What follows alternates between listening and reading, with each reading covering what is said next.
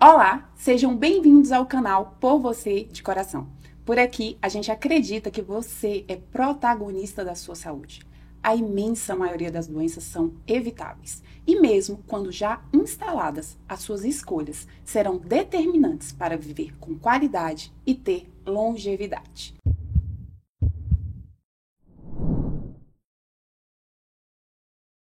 80% dos infartos é consequência dessa doença. Não dói, não dá sintomas e só vai aparecer com morte ou sequelas.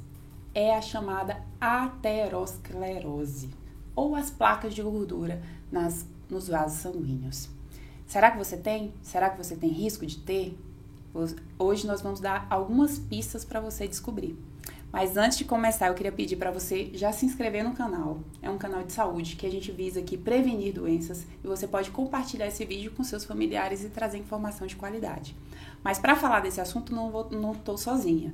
Eu estou aqui com meu amigo, especialista nessa área, Dr. Carlos Dornas, que é médico, cardiologista e intensivista, especialista em coronariopatia aguda, doutor em ciências pela USP, vice-presidente da Sociedade Brasileira de Cardiologia do Distrito Federal, além de nos últimos 10 anos ter acumulado uma experiência de coordenar uma equipe de mais de 50 cardiologistas nas 4 UTIs do Hospital do Coração do Brasil, em Brasília. Seja bem-vindo, Dr. Carlos. Obrigado, Yarinha. Um prazer estar com você, como sempre. Vamos lá. Então, vamos lá. Ter uma bola de cristal, né, Carlos? Descobrir qual paciente vai ser vítima de um infarto ou de um AVC, ou mesmo de um aneurisma. Esse é o objetivo diário nosso, nos nossos consultórios, né? E essa visão dessa bola de cristal, sem dúvida nenhuma, passa pela detecção dessa aterosclerose. Mas a galera precisa entender o que é a aterosclerose. A aterosclerose, eu brinco que ela é uma doença benigna. Meio polêmico falar isso, né? Mas ela é uma doença benigna. Por quê? Porque geralmente a pessoa começa a ter ela ao nascimento. A gente tem lá múmias egípcias de crianças que já tinham aterosclerose, né? Uhum. E vai falecer dela quando adulto, ou seja, 40, 50, 60 anos ou mais, para causar um problema. Uma doença maligna não demora tanto tempo. A questão é que ela pode se transformar numa doença maligna, talvez a mais maligna. Por quê? Porque infarto e AVC são as 2 principais causas de morte no mundo inteiro. Essa doença, ela constitui da formação de placa de gordura nos vasos. A gente está muito acostumado a pensar em infarto, placa de gordura no coração, AVC, placa de gordura nos vasos do pescoço ou da cabeça, mas temos que lembrar da doença periférica, pessoas que perdem os membros por obstrução dos vasos, e ainda nos grandes vasos, como a aorta, a dilatação da aorta, o aneurisma da aorta, como uma manifestação de aterosclerose, né? Então é a formação de placas de gordura em qualquer vaso do corpo, levando a obstrução, dilatação, infarto, AVC. Exatamente, que começa muito precoce e que vai manifestar na vida adulta, idoso, enfim, mas começa de uma forma ainda bem jovem. E quais as causas dessa aterosclerose? É uma doença de idoso? Não. Todo idoso vai ter? As pessoas perguntam isso. É lógico que a idade é um fator de risco, né? Como a plaquinha de gordura vai se acumulando de pouquinho em pouquinho com o passar do tempo, é bem capaz, é muito prevalente nos idosos a presença de aterosclerose, né? Se você chegar na faixa idosa com um pouquinho de aterosclerose, tá tudo bem, é de certa forma normal, não é sem risco, né? Anteontem mesmo, uma paciente de quase 80 anos que tinha uma plaquinha de gordura, teve um grande infarto, teve que ir para o hospital, fazer cateterismo, ganhar marca-passo, ou seja, a doença pode se manifestar de forma grave, mesmo em pessoas que têm pouca doença, certo? Tem consequências, né? Mas não é uma doença de idoso, não, tá? Jovens podem desenvolver aterosclerose, e a grande questão é, nós vamos desenvolver aterosclerose. Algumas pessoas têm mais risco genético, família tem problema, ou seja, vai ser mais rápido. E outras pessoas se expõem a mais risco.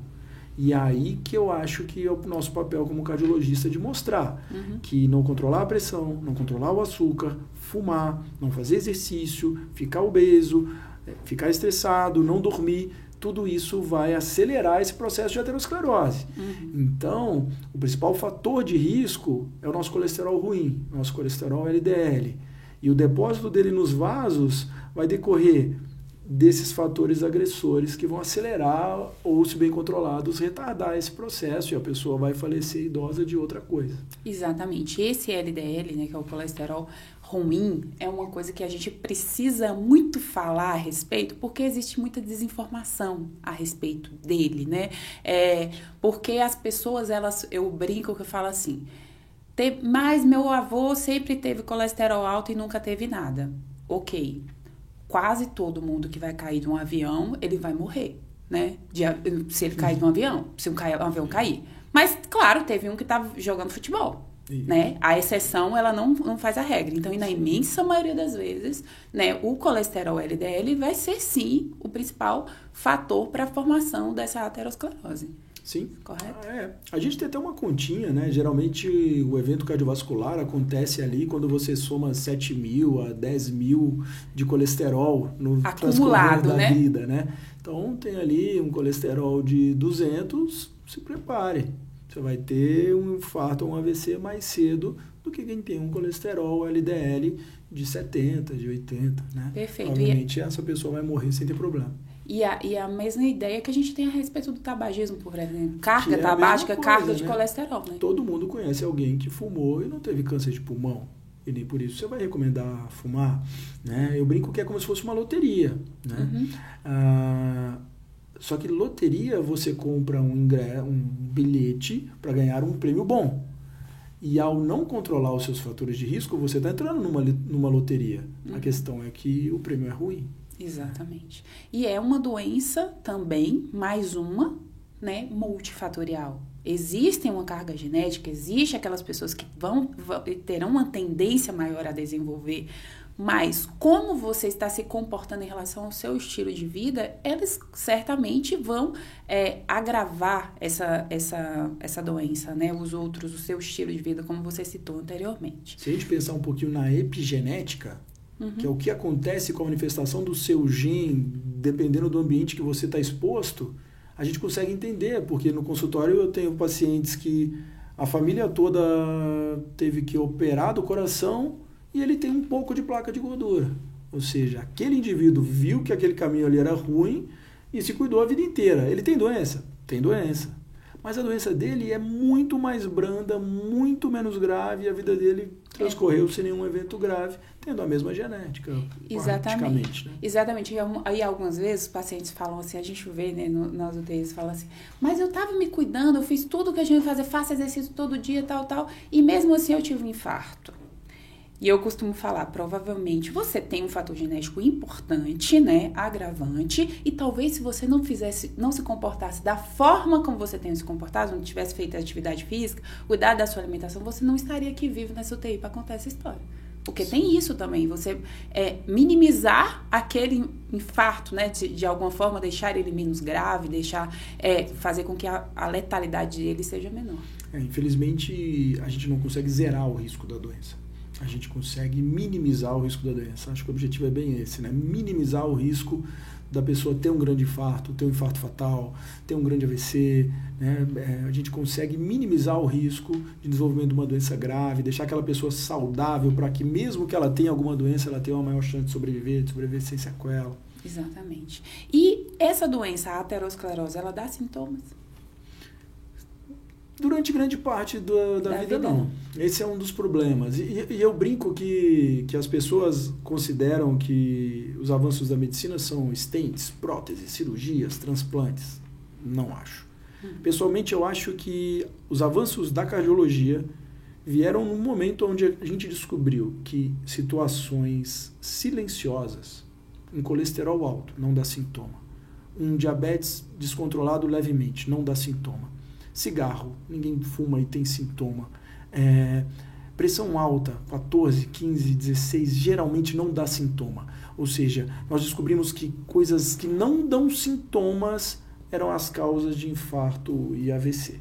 E essa pessoa passa a ter uma doença totalmente assintomática por décadas, que é a formação de placas de gordura, que é a aterosclerose, até o dia que ela descobre a doença tendo um infarto ou um AVC. Então, para mim, a grande revolução da cardiologia foi descobrir fatores de risco assintomáticos, intervir em pessoas que não estão sentindo nada e, com isso, levar a sobrevida para os valores que a gente tem hoje, a ponto de surgir a geriatria. Exatamente. A geriatria não teria surgido se a gente não descobrisse os fatores de risco assintomático. Ao ponto da gente hoje ter que evoluir muito no tratamento do câncer, no tratamento do Alzheimer. Por quê? Porque as pessoas vivem mais do coração a ponto de terem doenças mais comuns nos idosos. E porque se a gente for pensar anteriormente, da evolução do humano em si, as pessoas viviam 20, 30, 40 anos. Teve a revolução do ponto de vista de sanitarismo, né? Que a gente descobriu que as mãos sujas do antibiótico e tudo isso foi evoluindo, tá? Mas aí nós chegamos numa fase que nós começamos a manifestar a aterosclerose. Então, a longevidade, a revolução desses tratamentos, né? Das estatinas, o tratamento de colesterol, fez com que você tivesse uma expectativa média no Brasil de 76 anos, né? Você estava comentando de informações, desinformações, né? Às vezes aparece lá, mas não sei quem, meu geriatra pediu para tirar, o geriatra vão me matar, né? Meu geriatra pediu para tirar a estatina. Eu falei, se não tivesse estatina, nem tinha geriatria. Começa a conversa assim, que é para já... Vamos começar a falar curto e grosso. A sua especialidade nem existiria, porque você estaria morrendo até os 40 anos de idade. É mais ou menos isso. Deixa a estatina quieta. E aí, como detectar? Justamente isso, a nossa grande revolução, né, talvez da medicina, você fazer essa correlação, né? Olha, a pessoa morre de infarto porque ela tem isso, mas isso manifesta muitos anos antes e ela não dá sintomas. Como detectar isso? Legal. Fator de risco, que talvez seja o mais importante, é relativamente simples, né? Um exame de sangue detecta colesterol, detecta açúcar. História clínica, o indivíduo já te conta se fuma, se faz atividade física, se dorme bem, se come bem. Medida de pressão já detecta a pressão alta. Então, ou seja, fatores de risco a gente consegue detectar simples. Sim. Um exame físico, uma história e um exame de sangue. Né? Aterosclerose. Aí a gente precisa pesquisar um pouco mais. E essa pesquisa ela é anatômica. Um Doppler de carótida, um Doppler de membros inferiores, uma tomografia do coração. Ela vai conseguir detectar a presença de placas de gordura. Porque no momento que a gente detecta a presença da doença, o risco da pessoa muda. Ela sai de uma pessoa que tem risco de doença para passar a ser uma pessoa que precisa tratar uma doença para que aquela doença não evolua ou não se instabilize, né? Exatamente. Agora, para você avaliar até a necessidade de exames, né, mais detalhados, você vai passar por essa pesquisa. Histórico familiar, como a gente tem no outro vídeo aí falando sobre infarto em jovens, teve um histórico familiar, já tem alteração no exame de sangue, isso vai colocar ele em outro patamar de investigação, e a gente vai ser mais incisiva nessa investigação. É muito comum o paciente falar, doutor, mas qual é o valor de colesterol que eu tenho que ter? E esse valor de colesterol, ele é uma somatória do valor do seu colesterol com o seu risco de evento. E o seu risco envolve idade, pressão, valor do colesterol, se você é diabético ou não, se você toma remédio ou não, ou seja, se você já tem placa de gordura ou não, se você já teve infarto ou não. Então, o valor de colesterol vai ser individualizado, o rigor do tratamento vai ser individualizado. Por isso que indivíduos que têm histórico familiar, procurar a presença de doença mais cedo muda o curso da doença. Né? A gente tem muito costume de pensar, eu fiz meu check-up, e por muitas vezes esses check-ups envolvem provas funcionais, né? Que tem um valor muito importante. Mas, infelizmente, para diagnóstico de aterosclerose coronária... Lá vai você falar mal de meu teste de argumento. Não, elas dependem de uma doença grave para se manifestar. Ela depende de uma repercussão funcional. Então, num indivíduo jovem com histórico familiar, esse indivíduo demanda uma pesquisa de doença por anatomia. Porque no momento do diagnóstico da placa, o rigor do controle de colesterol dele muda. E com isso você muda a progressão da doença. E essa é até a minha pergunta. É necessário fazer exames mesmo que a pessoa não sinta nada? Em algumas situações? Com certeza. Com certeza. Primeiro, esse kit básico que eu falei de avaliação de pressão, colesterol e açúcar, Esse kit básico, com certeza. Você vai desenvolver sintoma de um diabetes na vigência de uma insuficiência renal, na vigência de uma perda de um membro, né? Você vai desenvolver sintomas de pressão alta na vigência de um AVC. Então, essa avaliação básica, desde da fase jovem, já se merece, né? E essa avaliação mais invasiva, com radiação ou com exames complementares, isso é um pouco mais individualizado, né? É lógico que depois dos 40, todo mundo já vai merecer esse tipo de acompanhamento. E antes disso, o histórico familiar e o valor desses outros fatores de risco vão direcionar o quão agressivo ou não o médico tem que ser na pesquisa da presença da doença. Exatamente. É uma criança, por exemplo, que teve obesidade, é uma criança que chegou na adolescência obesa, que já tem alteração de colesterol, essa pesquisa ela vai começar bem antes, né? Tem histórico familiar? Vai começar bem antes. Por isso que eu insisto nessa coisa, que eu gravei um outro episódio aqui com a Cris, que eu falo que a gente tem morrido pela boca. Morrido pela boca, né? Porque as nossas crianças, muitas crianças têm tido já, assim, seja um exemplo, né, para o seu filho também, porque isso interfere na saúde cardiovascular, uma doença, a gente precisa falar isso, é uma doença silenciosa, ela não vai dar sintomas, você vai ter... Isso, a Cris, ela não só fala como faz, né? A molecada dela toda lá, copo riscado. Exatamente. Então, você precisa ver o prato, né, da galera. E aí, uma outra pergunta é, as consequências da aterosclerose são essas que você já disse. Infarto, AVC, aneurisma, doença renal, né, perda de um membro, e inúmeras outras. Mas é possível calcular esse risco? Sim, a gente tem algumas ferramentas brasileira, europeia, americana, que estimam isso, né? Como a gente tem um histórico de populações, né? Diferente. Né? Framingham, né? Talvez seja a cidade mais legal, né? A cidade inteira seguida desde a década de 70 e vendo quem ia ter infarto, quem ia ter AVC e que características aquelas populações tinham, a gente consegue hoje em dia, através da idade da pessoa, do valor do colesterol, LDL, HDL, do valor da pressão arterial, se usa remédio da pressão ou não, se a pessoa fuma ou já fumou, e se ela usa remédio para o colesterol ou não, determinar o risco de evento daquela pessoa em 10 anos ou até pela vida toda. E de acordo com isso, a gente consegue direcionar que exames a pessoa tem que fazer para avaliar a presença de doença, qual o valor de colesterol ou de pressão, ou necessidade de uso de aspirina ou não, que aquele indivíduo tem que ter. Exato. Explica um pouquinho isso, que normalmente nós vamos classificar esse paciente em baixo risco, moderado risco, intermediário risco, alto risco ou muito alto risco. E explica aí um pouquinho pra galera o que seria isso, assim, ao longo de 10 anos. Porque as pessoas, elas têm uma impressão, quando a gente fala aí de estimativa de 10 anos, a gente fala de saúde, ela acha que aquilo é pouco, né? Esse risco que a gente dá, mas explica um pouquinho a respeito disso. Muito alto risco, acima de 20% de risco, né? Entre 10 e 20, alto risco, menor que 10, ou dependendo da referência, menor que 7, você já vai cair aí para baixo risco. Mas isso em 10 anos, né? Então, quando você olha 20 em 10 anos, 2% ao ano, a pessoa, nossa, mas então é baixo. Pô, se eu tivesse 2% de chance de ganhar na loteria... É feito, né? A pessoa joga na loteria todo mês sem calcular a enésima chance de ganhar. E aí, essas situações determinam pra gente o rigor do controle do colesterol. Um indivíduo de muito alto risco, ou ele já tem doença grave, ou ele já teve evento. Entende evento como infarto, AVC, stent, cirurgia de revascularização, stent na carótida. Essa pessoa tem que ter um colesterol muito bem controlado. Nós estamos falando na casa de 50 de LDL, 55 de LDL, 2, 3 remédios para controlar LDL. Né? Por quê? Porque o risco de evento dessa pessoa é mais alto. Né? É matemática. Quando você dá um remédio do colesterol para uma pessoa e você baixa 40 miligramas do LDL dela, você está reduzindo em 25% a chance em 5 anos. Se você tem 20% de chance, é 25% de 20.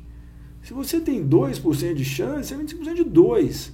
Ou seja, eu brinco que a medicina é uma balança de risco-benefício o tempo inteiro. Para escolher um exame, para escolher um remédio, para escolher um procedimento, é balança de risco-benefício. Né? Então, eu acho que parte das falácias relacionadas à estatina vem de de prescrições talvez que fossem desnecessárias. Sim. Mas quando bem indicada, essa conversa não deveria nem existir mais. A gente não está falando de suposições, né? Não. A gente está falando de matemática, de estatística, de, como você disse no início, de uma revolução para a gente da cardiologia, né? De anos e anos de estudo e de comprovação daquilo, de você ter essa... De alguma forma, a gente está acessando essa bola de cristal, né? De alguma forma, a gente... Óbvio que a gente não vai evitar todos, mas a gente vai identificar aqueles que têm um alto risco de ter algum evento cardiovascular no futuro. E isso muda o jogo, né? Isso muda a estatística completamente. E aí, claro, é uma doença crônica, a longo prazo, começa desde a infância. Você tem que se preocupar com os fatores de risco. Algumas pessoas vão ter um componente genético mais forte. Ok. A pessoa descobriu ali que ela tem uma placa de gordura de 40%, por exemplo. Qual é o risco dela? Ela tem um risco mais elevado de ter um infarto, por exemplo, com essa placa? Esse cenário é um cenário perigoso, né? Capcioso, né? Porque o que acontece? Pensando em infarto especificamente, 40% dos infartos vêm de pessoas que têm placas que não são obstrutivas graves. Vamos entender, uma placa obstrutiva grave, ela está entupindo o vaso em mais de 70% da luz do vaso. Uhum. Essa pessoa tende a ter sintoma, que é a angina, ela tende a ter um teste ergométrico alterado. Quando a pessoa tem uma placa de gordura que é menos grave, 40%, 50%, ela não vai ter sintoma e ela pode ter exames normais do ponto de vista funcional. Só que aí a gente cai no risco da aterotrombose. 40% dos infartos vêm de placas de gordura que não eram graves, que por algum motivo se rompem e o conteúdo da placa entra em contato com o sangue do vaso e forma um coágulo. Enquanto uma placa de gordura demora décadas para formar, um coágulo forma em minutos, né? Os homens já cortaram a barba em algum momento, põem o dedo, em minutos forma um coágulo, parou de sangrar. E aquilo dentro do vaso entope um vaso em minutos. A pessoa sai da situação de nenhum sintoma para um infarto agudo, para um AVC, né? Um déficit neurológico súbito e tal. Então, existe um risco. No momento que você tem uma doença, mesmo que discreta, você tem que trabalhar para não evoluir a doença e não instabilizar a doença. Exatamente. Por isso que algumas pessoas elas não entendem. Acabei de fazer um check-up e mesmo assim eu infartei. Né? Que avaliação foi feita? Né? Que tipo de avaliação foi feita? Foi uma avaliação anatômica? Ou seja, você viu que aquele paciente tinha uma placa de gordura? Você visualizou? Ou foi mais um exame funcional? O que a gente chama de exame funcional? Exame, teste ergométrico, uma cintilografia. Você não vê a anatomia, você não vê a placa, né? Então, essa pesquisa, cada vez mais a gente acha que é o... E essa situação, ela gera uma outra dúvida às vezes. Às vezes a pessoa não tem o colesterol tão alto e tem a placa. Por fator de risco genético, por outro tipo de fator de risco. Mas eu vou tomar remédio para o colesterol, mesmo não tendo colesterol tão alto? Vai. Porque principalmente as estatinas, elas não só controlam o colesterol, mas elas desinflamam a placa de gordura. Elas estabilizam a placa de gordura. E elas diminuem a chance da placa de gordura romper. Então, além de impedir a progressão da doença por depósito de colesterol, eles reduzem a chance de instabilização da doença aguda, né? O que vai ditar é a dose do remédio, mas a necessidade do remédio já está bem estabelecida. Essa é a pergunta. Quando o paciente tem uma aterosclerose, todo paciente ele vai precisar da medicação. Sim.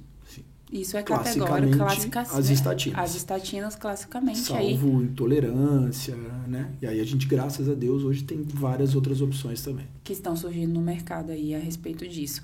E, então, o tratamento é feito, basicamente, você detectando com os remédios para reduzir o colesterol, já que essa placa, ela tem você precisa impedir que ela progrida e estabilizar, né? Criar essa capa para não deixar ela formar essa aterotrombose, né? Não formar esse trombo. Trombo, exatamente. E aí não é só remédio, né, Yara? Claro. Né? Quando a gente fala em estresse, fator de risco para instabilização de placa. Cigarro, fator de risco para instabilização de placa. Pico de pressão, fator de risco para estabilização de placa. Inflamação associada à obesidade, má alimentação, risco de instabilização de placa. Doenças virais, pneumonia, influenza, risco de instabilização de placa. Ou seja, geralmente essa plaquinha de gordura, quando ela rompe, é porque algum desses outros fatores está associado ali. Então, isso tudo tem que ser tratado. Com certeza. E é uma doença, algumas vezes a pessoa fala, o remédio, ele faz parte do tratamento. Ele não é só o tratamento. Ele faz parte de uma gama de coisas. A atividade física, ele atua ali melhorando essa placa, estabilizando essa placa, reduzindo, né, algumas vezes essa placa, o tipo de alimentação que você tem, o sono que você tem de qualidade. Então, são uma série de fatores. Não acha que você vai tomar o remédio e pronto, você está isento de doenças, porque os outros fatores estão na mesma balança de importância. Eu diria que talvez até mais. Exato. O ser humano tende a querer uma pílula mágica que resolva todos os problemas, né? Quando eu entrego a receita para o paciente, eu costumo falar, isso aqui é 30%, 70% é com você. O restante das coisas. O restante é com você. Exatamente. E uma coisa importante que as pessoas também têm dúvida. É possível limpar, né, com todas as aspas do mundo, esse vaso e desaparecer essa aterosclerose? Teoricamente, uma placa de gordura discreta poderia regredir a ponto de não ser mais detectada, teoricamente. Mas do ponto de vista prático, isso não muda nada. Você ter uma placa de 30% ou não ter placa, não vai mudar o fato de você ter que controlar seu colesterol bem, manter a pressão controlada, que são as situações que vão reduzir o risco de evento. Perfeito. Então, a medicação, independente de você diminuir, você vai manter ela cronicamente. Sim. Assim como os outros fatores. Mas se isso aconteceu, é sinal que o seu risco está diminuindo. Com certeza. A doença está tão bem controlada que ela está regredindo. Né? Maravilhoso. Eu acho que é isso, Carlos. Como mensagem final que eu queria deixar, identificar seu risco cardiovascular. Isso muda o jogo. Isso pode te colocar em outro patamar e você vai ter uma outra forma de tratamento. Porém, se em algum momento o teu médico te identificou em baixo risco, isso não significa que você está isento de ter eventos cardiovasculares, porque isso é mutável. Isso pode mudar ao longo do tempo. Por isso, se cuidar da tua alimentação, praticar exercício, cuidar do teu sono, cuidar do estresse emocional, faz parte da rotina de qualquer pessoa, independente do risco. Carlos, muito obrigada pela tua disponibilidade. Queria que você deixasse suas redes sociais. Obrigada por contribuir aqui comigo, com a galera, com as informações. É um prazer. Cara, eu que agradeço, o prazer foi meu. Parabéns, sucesso. Tenho certeza que cada vez mais gente vai estar impactada pelo seu trabalho aqui, tá? Eu não sou tão ativo nas mídias sociais, como você sabe, já me deu puxão de orelha, mas quem quiser entrar lá, o Instagram é @carlos.dornas. Beleza. E aí, para eu finalizar, eu queria pedir para vocês curtirem, compartilharem, se inscreverem no canal, mandar no grupo de família, porque eu tenho certeza, gente, prevenção é o caminho para doenças cardiovasculares. Meu Instagram é doutora Yara Aguiar. Me segue lá para mais informações. E esse foi mais um Por Você, de Coração.